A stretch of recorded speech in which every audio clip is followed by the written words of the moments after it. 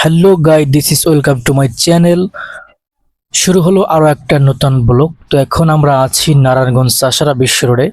তো এই বিশ্ব রোডে আমরা এখন বিশ্ব রোড থেকে আমাদের সেই ক্যান্টনমেন্ট রোডে ঢুকবো। আমরা এখন হাতের ডাইনে ঢুকবো। তো দেখছি পাচ্ছেন যে সামনে অনেক গাড়ি ঘোড়ার অবস্থা কি। তো আমরা এখন ডাইনে ঢুকবো। তো আসলে এই ডাইনের রোডটা অনেক সুন্দর লাগে আমার কাছে। তো দেখেন যে রাস্তাটা কত সুন্দর এবং একেবারে পরিপাটি। তো ইনশাল্লাহ এই রাস্তা দিয়ে আমরা একেবারেই প্রায় এই রাস্তার শেষ প্রান্তে চলে যাব। তো দেখেন আমার হাতের ডাইনে আছে রাসেল পার্ক এবং হাতের বামে আছে বঙ্গবন্ধু পার্ক। তো দুই পার্কের মাঝখান দিয়ে যে এই রোডটি গেছে, এই রোডটা দিয়ে আমরা এখন যাব। এটা হচ্ছে বঙ্গবন্ধু পার্কের ঠিক পাশ দিয়ে যাচ্ছে। তো এখন আমরা এই রোডটা দিয়ে সামনের দিকে যাচ্ছি। দেখেন চারপাশে রোডের কি অবস্থা, অনেক সুন্দর। এই রোডটা আসলে দেখে মনে হয় না এটা কোনো বাংলাদেশের রোড। তো চারপাশটা একটু দেখেন কত সুন্দর করে করা হয়েছিল। কিন্তু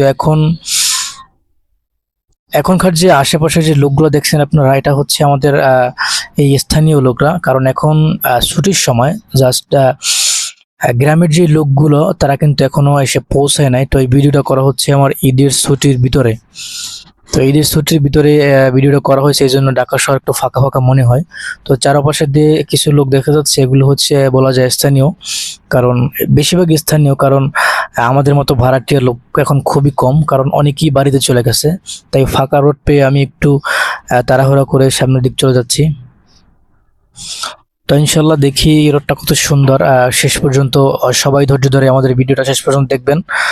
আশা করি আপনাদের সামনে আরো কিছু দেখাতে পারবো। তো দেখছেন এই রোডে কিন্তু বেশিরভাগ মাইক্রোবাস এবং সিএনজি এবং অটোরিক্সাই বেশি চলাচল করে এবং বড় গাড়ি ঘোড়া এখানে ঢোকা নিষেধ।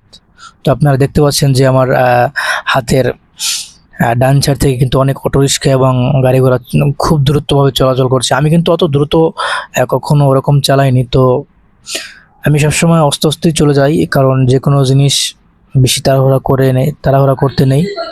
তো আমরা সামনের দিক চলে যাচ্ছি।